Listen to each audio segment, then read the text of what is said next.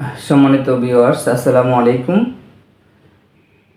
আমি natural physician হাফেজ মাওলানা কাউসার হামিদ পাটোয়ারি।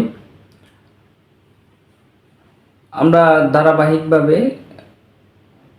প্রতিটি অর্গান অনুপাতে, তন্ত্র অনুপাতে আমরা নির্দিষ্ট রোগগুলা নিয়ে আলোচনা করার কথা ছিল। প্রথম দিন আলোচনা হয়েছে, আমরা মাথা ব্যথা নিয়ে আলোচনা শুরু করেছি। আজকে দ্বিতীয় মাথা ব্যথাটা নিয়ে আমরা আলোচনা করব। এতে আমরা কারণ, লক্ষণ, চিকিৎসা, ঘরোয়া চিকিৎসা, ন্যাচারাল চিকিৎসা, এমনকি কীভাবে আমরা এর থেকে বেঁচে থাকতে পারবো, এই বিষয়গুলো নিয়ে ইনশাআল্লাহ আলোচনা করব। সবাই সাথে থাকুন, আশা করি উপকৃত হবেন। আমরা আজকে যে বিষয় নিয়ে আলোচনা করব এটাকে ইউনানি ভাষায় বলে সুদাই বলগমি, আর এটার অর্থ হলো যে কফাশ্রিত মাথা ব্যথা। অ্যালোপ্যাথি ইংরেজিতে এটাকে প্লাজমেটিক হেডেক বলা হয়। তো এই মাথা ব্যথাটার মূল যে উপাদান এটা হলো যে কফ, অর্থাৎ সওদা বলগমি। তো এই কফটা কিভাবে এই ব্যথাটা সৃষ্টি করে এটা আমরা প্রথমে বুঝিনি। এই কফটা মূলত এই যখন আমাদের শরীরে জমা হয় তখনটা মাথায় গিয়ে এই জমা হয়, মাথায় তখন ব্রেনের উপর এটা প্রেশার করে এবং কি ওখানে প্রদাহ সৃষ্টি করে। এই মাধ্যমে আমাদের মাথা ব্যথা হয়। আরেকটি মৌলিক কারণ হলো যে এই কফগুলো গিয়ে আমাদের এই পাকস্থলীতে জমা হয়, পাকস্থলীতে জমা হয় আমাদের হজম ক্রিয়ার ব্যাঘাত সৃষ্টি করে। ওখানে আমাদের এই গ্যাস তৈরি হয় ঊর্ধ্বমুখী, ওই গ্যাসের প্রভাবে কি হয়, আমাদের ব্যথার অনুভব হয়, মাথা ব্যথা।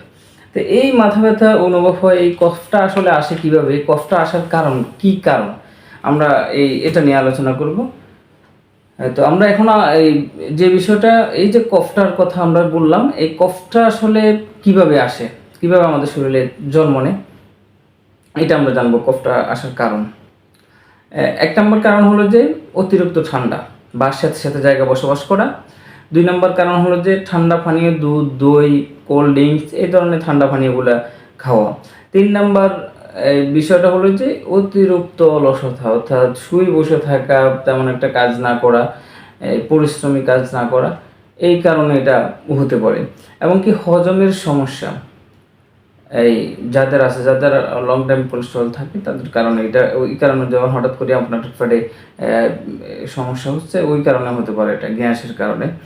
রাতে দেরিতে ঘুম যাওয়া এবং কি এই মাথা ভিজা রেখে ঘুম যাওয়া, এই 2 কারণেই আপনার এই ধরনের কফাশ্রিত মাথা ব্যথা হওয়ার সম্ভাবনা রয়েছে। দুর্বল পাচন, অর্থাৎ আমাদের হজমি শক্তি যদি দুর্বলতা থাকে, হজমি শক্তি যদি কম থাকে, তখনই আমাদের এই গ্যাসের ফলে আমাদের এই মাথা ব্যথা হওয়ার সম্ভাবনা থাকে। এবং কি আরেকটি মৌলিক কারণ হলো যে সাইনাস।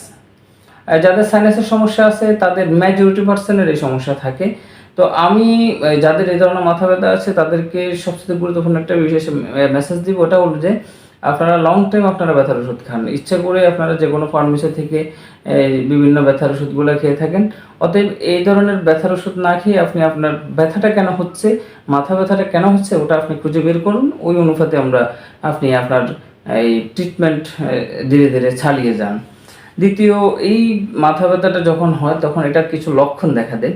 আমরা এই লক্ষণগুলো দেখলে বুঝতে পারবো যে এটা কফাশ্রিত মাথা ব্যথা, তখন আমরা ওই অনুপাতে পদক্ষেপ নিতে পারবো। 1 নম্বর, এই মাথা ব্যথার লক্ষণটা হলো যে বমি বমি ভাব হবে। যখন কফাশ্রিত মাথা ব্যথা আপনার দেখা দিবে তখন আপনার বমি বমি ভাব হবে, এই মাথা ঝিমঝিম করবে, বার হয়ে যাবে। তারপরে এরপরে কফাল ও চোখের আশেপাশে মানে চাপ, আপনি ঝিম হবে বা দূরে থাকবে অথবা চাপ সৃষ্টি হবে। ঘুম ঘুম ভাব থাকবে, অলস অলস লাগবে আপনার কাছে সবসময়। এরপরে যে না বন্ধ থাকবে, সর্দি দেখা দিবে। সর্দি মেজরিটি পার্সেন্টের সর্দি থাকার সম্ভাবনা রয়েছে। এরপর ঠান্ডা বাতাস বা ভোরে যখন আপনি কোথাও যাবেন বা ভোরে যখন আপনি হাঁটবেন বা বের হবেন, তখন এই সমস্যাটা প্রচণ্ড রকমে কি হয়ে যাবে, বেড়ে যাবে। এমনকি মাঝে মধ্যে আপনার বমি হওয়ার সম্ভাবনা রয়েছে। এবং কি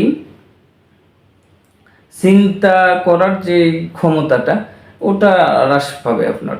এই লক্ষণগুলো যদি আপনি দেখেন তাহলে কি হবে, আপনি বুঝতে পারবেন যে এটা কফাশ্রিত মাথা ব্যথা। এখন আমরা জানবো হলো যে এই কফ আশ্রিত মাথা ব্যথার প্রথম হলো যে আমরা খাবার মেনু চেঞ্জ করতে হবে। খাবার মেনু চেঞ্জ করলে কি হবে, খাওয়া, যেহেতু আমাদের শরীরটা আসলে খাওয়ার উপর ডিপেন্ড করে আমাদের শরীর পরিচালিত হয় আমাদের, এই তো আমরা খাওয়ার নিয়ন্ত্রণের মাধ্যমে এটার প্রতিকার বা এই প্রতিষেধক হিসাবে খাবারকে ব্যবহার করতে পারি। প্রথমত আমরা ওই সময় কফ আশ্রিত মাথা ব্যথার সময় আমরা একটু গরম খাবার খাবো, যেমন এই পেঁয়াজ, এরপরে যে রসুন, আদা, এই ধরনের খাবারগুলো, এই মশলা জাতীয় খাবারগুলো আমরা ওই সময় খেতে পারি। এরপরে একটু গরম খাবার খেতে পারি। তারপরে যে শুকনো ফল যেমন কাঠবাদাম, বাদাম, এই ধরনের অতিরিক্ত খাওয়ার প্রয়োজন নেই, এই ধরনের খাওয়া মোটামুটি খেতে পারেন। এরপর হচ্ছে মধু এবং কি তেঁতুল, মধু এবং তেঁতুল মিশ্রণ করে আপনি খেতে পারেন গরম পানি দিয়ে। এরপর লাউ খেতে পারেন ওই সময়, এবং কি ভাল্লি দিয়ে আপনি চুপ তৈরি করে খেতে পারেন। এরপর লেবু গরম পানি এটা প্রচুর পরিমাণে আপনি তখন খাওয়ার প্রয়োজনীয়তা রয়েছে, লেবু গরম পানি খেতে পারেন। এবং কি যেগুলো থেকে আপনি বেঁচে থাকতে হবে, যেমন আপনি কোল্ড ড্রিঙ্কস, এই ঠান্ডা জাতীয় খাবার, দুধ, দই, এই ধরনের খাবারগুলো আপনি বেঁচে থাকবেন। ফলের ভিতরে আপনি কলা, তারপরে যাই হলো যে সফেদা, তারপরে তরমুজ, এই ধরনের খাবারগুলো ঠান্ডা শীতল জাতীয় খাবার, এগুলা থেকে আপনি তখন বেঁচে থাকাই উত্তম। অতিরিক্ত ভাজা জিনিসগুলো আপনি এড়াই চলতে পারেন। এরপরে আমরা চিকিৎসার দিকে যাব। প্রথমত আমরা ঘরোয়া চিকিৎসাটা, আমরা এখন খাওয়া নিয়ে আলোচনা করেছি, আমরা এখন আমরা ঘরোয়া চিকিৎসা নিয়ে আলোচনা করব। ঘরোয়া চিকিৎসার ভিতরে 1 নম্বর চিকিৎসা হলো যে আদা চা এবং মধু মিশ্রণ করে আপনি চা খেতে পারেন। এটা হলো যে 1 নম্বর ঘরোয়া চিকিৎসা। 2 নম্বর হলো যে কালো জিরা এবং লবঙ্গ পাউডার। তো কালো জিরা এবং লবঙ্গ পাউডার করে আধা চামচ করে দুটোটা মিক্স করে আপনি গরম পানি দিয়ে খেতে পারেন, বা মধু দিয়েও খেতে পারেন। পুদিনা পাতার রস আপনি এটা যদি মাথায় কপালে ব্যবহার করেন, তাহলে মাথা আপনার ঠান্ডা থাকবে, মাথার যে কফ আছে। এবং কি পুদিনা পাতার রস দিয়ে আপনি বাষ্প নিতে পারেন। হ্যাঁ, গরম পানিতে দিয়ে আপনি বাষ্প নিলে তখন আপনার মাথা হালকা হওয়ার সম্ভাবনা, হালকা হয়ে যাবে ইনশাল্লাহ। তেঁতুলের গরম পানি খেতে পারেন, তখন আপনার ফ্যাট হজম শক্তি বাড়বে, ফ্যাট আপনার ক্লিয়ার থাকলে তখন কিছুটা হালকা লাগবে। কালো জিরার তেল আপনি মাথায় মালিশ করতে পারেন রাতে। এরপরে আমরা আরেকটা বিষয়, ঘরোয়া চিকিৎসা যদি আপনাদের চিকিৎসা বা যদি ভালো না হয়, তাহলে আমরা ন্যাচারাল চিকিৎসকদের শরণাপন্ন হতে পারি। তো ন্যাচারাল চিকিৎসার ভিতরে যদি আপনার মাথা ব্যথা প্রচণ্ড পরিমাণে বেশি থাকে, তাহলে আপনি সুরঞ্জান গ্রুপের ওষুধ খেতে পারেন। এটা অনেকের আছে, সুরঞ্জান মূল্য আপনাকে যে কোনো হাকিমে দিবেন। এরপর আপনি খেতে পারেন সুফুক জানজাবিল 3 গ্রাম পরিমাণ, অর্থাৎ আপনি 1 চামচের 3 ভাগের 2.5 ভাগ আপনি নিয়ে গরম পানি দিয়ে আপনি 2 বার খেতে পারেন, এটা পানিতে মিশিয়ে। এরপর খেতে পারেন আপনি মাজুন আজরাকি সকালে খালি পেটে। 3 নম্বর ওষুধটা হলো যে আমবার, হ্যাঁ, হাব্বে আমবার, আপনি এটা প্রতিদিন রাতে ঘুমানোর আগে একটা করে খাবেন। 4 নম্বর ওষুধটা হলো যে আরব ভাদিয়েন, এটা আপনি 2 বার খেতে পারেন, সকালে এবং রাত্রে ভরা পেটে খেতে হবে এটা। এর পাশাপাশি সরঞ্জাম খেতে পারেন। আর পাশাপাশি আপনি মালিশ করার জন্য আপনি এই রোগান কোস্ট এটা করতে পারেন। এর থেকে ন্যাচারাল আরেকটা চিকিৎসা হলো যে এই সমস্যাটা যখন বেশি দেখা যায়, তখন আপনি বুকে অর্থাৎ ফিটে ফায়ার কাফিং করতে পারেন। আবার পাশাপাশি মাথায় যদি আপনি হিজামা করেন, তাহলে খুব ভালো উপকার পাবেন ইনশাআল্লাহ। এই হলো যে আমাদের ন্যাচারাল চিকিৎসা।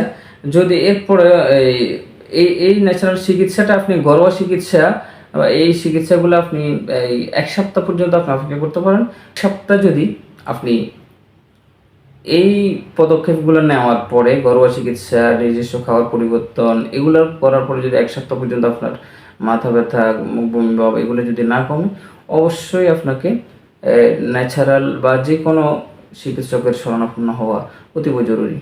সবাই আমাদের সাথে থাকুন। আমাদের নিত্য নতুন আমাদের এই চিকিৎসা বিষয়ে তথ্য জানতে আমাদের পেজে ফলো এবং লাইক এবং শেয়ার করুন। সবাইকে ধন্যবাদ। আসসালামু আলাইকুম। Back to nature.